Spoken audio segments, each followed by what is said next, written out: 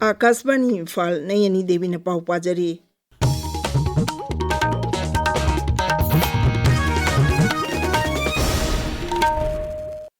Ngasi asi Malengi Social Justice Numitni Numit asina lakpada Mukhyamantri Yumnam Khemchana miyamda yaipa paujel pirakli mahaki paujelda Mukhyamantri na hai manaba khunai ama puraknaba amadi nungai yaipaba puraknaba mipum khudimak saru yaminasi aikhoi punna honamina duna khunai asida lam khudimakta chawkhatpa tangdu leitaba purakpa oirasano haina Sri Khemchana phungdokli.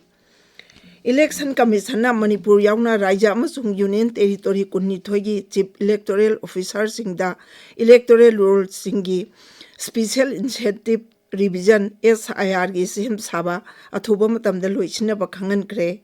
Election Commission na hai riba Raja amasung Union Territory kunnithoi asigi Special Incentive Revision asi chahi asigi April thadagi haunaba pandam thamli.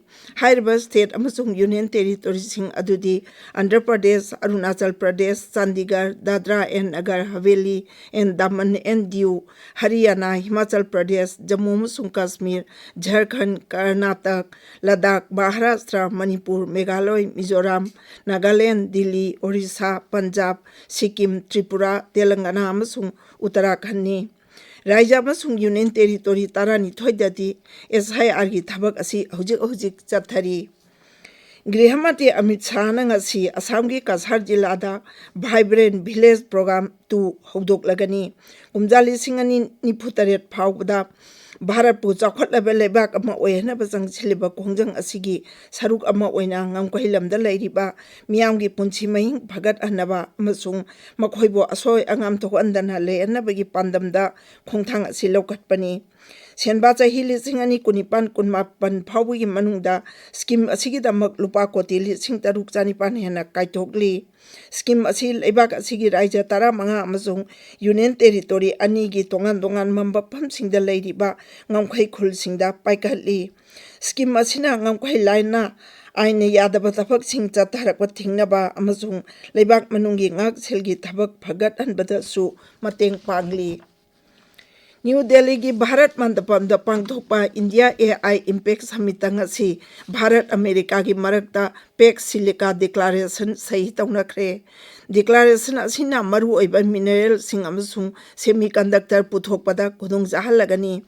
Thauram adu saruk yaraduna Electronics amasung Information Technology Mantri Asni Vaishnavna hai semiconductor amasung electronics ski lamda Bharat na mangjil thaba malengi lebak ama oinaba pandam thamli.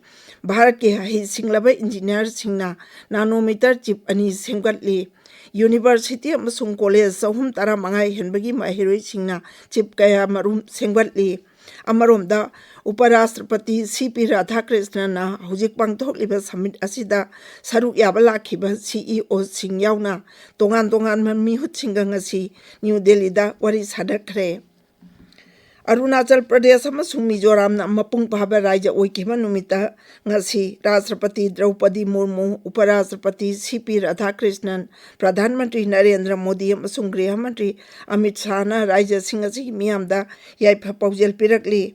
Mahaki paujelda Rashtrapati na hai raja singasi mahusagi phajaba ina khulaba kala Sanskriti leijaba amasung honaba kanba lamdamni.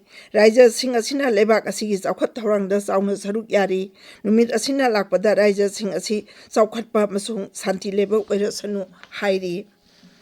Mapan suba Indian Ocean Naval Symposium Conclave of Chiefs ngasi Visakhapatnam da pangthoklagani. Thauram aduda tongan balebak sigi naval chiefs sing saruk yagani. Conclave asida Indian Ocean region da thengnariba khudong chadaba sing amasung ngak selgi matangda khanagani. Thauram asi International Fleet Review amasung Milan isingani kuntaruka punna pangthokani. Conclave asida Bharat ki Chief of Naval Staff na Indian Ocean Naval Symposium gi chairmanship ki phamsu pairagani. Mahangna pham asi lising ani kuntarutai ki kunnipan phawa pugani. Pham asi hanadi Royal Thai Navy gi chief na pairambani. Indian Ocean Naval Symposium asi English ani nipanda New Delhi da oktokiba matung laibak asina pham asi paiba anirak subani paulujare.